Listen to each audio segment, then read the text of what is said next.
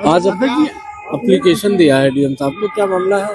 देखिए, आप डीएम साहब के पास आए थे, क्या समस्या है, किस चीज को लेकर आपने ज्ञापन दिया? समस्या बहुत सारी है हमारे नगर पंचायत की। एक तो हमारे यहाँ ईओ हैं जो 10 किलोमीटर के दूरी पे रहते हैं और जब मन किया तब वो आए, जब मन किया वो घर पे रहे।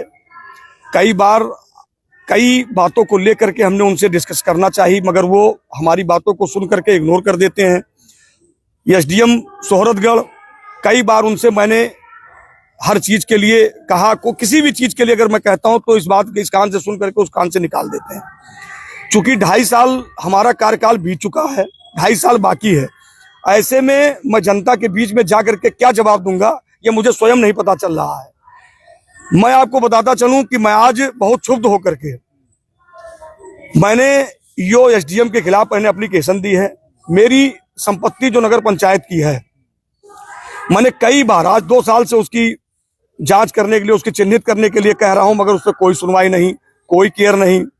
उसके बाद एक हरजी ट्रेडर्स जो हमारे यहाँ टेंडर डाला हुआ लगभग 4 साल पहले से, आज तक उसका कोई भी काम पूरा नहीं हुआ और पता नहीं क्या मामला है। ईओ साहब को बार बार कहने के बाद भी उस पर कोई केयर कार्रवाई नहीं कर रहे हैं।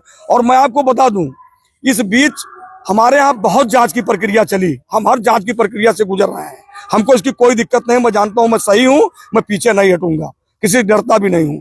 संजोग बस मैं स्वयं भी उस फाइल की जांच करता हूं कि कोई कमी तो नहीं है, इसमें हम चेक कर लें। 4 साल पहले टेंडर हुई फाइल जो हमारा गौशाले का है, उसमें हमने एक चेक किया तो 11 लाख समथिंग 12 लाख रुपया का एक एफडीआर लगा हुआ है।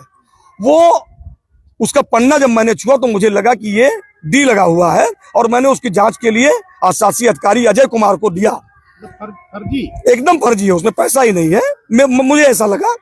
मगर मैंने फिर भी एक एहतियातन मैंने ईओ अजय कुमार को मैंने कहा कि आप इसकी जांच करवाइए। जांच करवाने के बाद बैंक द्वारा पता चला कि वह एफडी फर्जी है, उसमें पैसा ही नहीं है।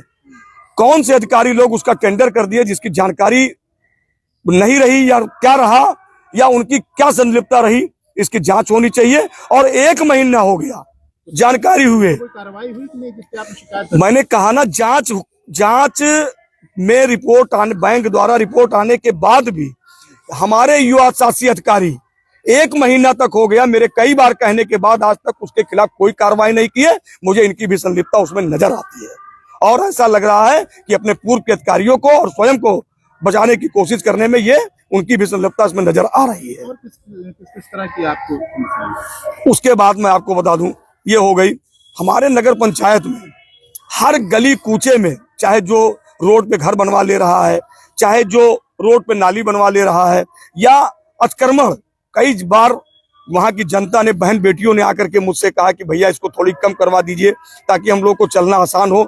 नोमैंस लैंड नेपाल बॉर्डर पे हमारा बसा हुआ क्षेत्र है, वहां के लोग आते हैं, पर्यटक आते हैं, खरीदार आते हैं, उन लोग को बड़ा अजीब सा लगता है। वो कहते हैं आपका नगर पंचायत तो बड़ा सकरा और कसीला है, यहाँ पे तो आने का मन नहीं करता है। ऐसे में हमारे यहाँ व्यापार भी टूटता चला जा रहा है।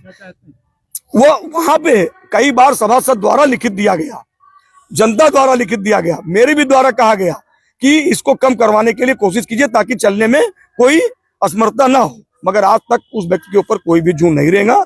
और ऐसे में क्षुब्ध होकर के मैंने 1 हफ्ता पहले एडीएम साहब को एक पत्राचार किया था और उसमें लिखा था कि जब तक कार्यशैली में और कार्य प्रणाली में अच्छाई नहीं आएगी, मैं अपने नगर पंचायत के किसी भी कार्य का बहिष्कार करता हूं। आज वही चीज मैंने एडीएम साहब को लिख करके दिया है। आप तो अध्यक्ष है, अगर आपका सचिव आपके साथ कोऑर्डिनेट नहीं करता है तो आप हटवा भी सकते हैं।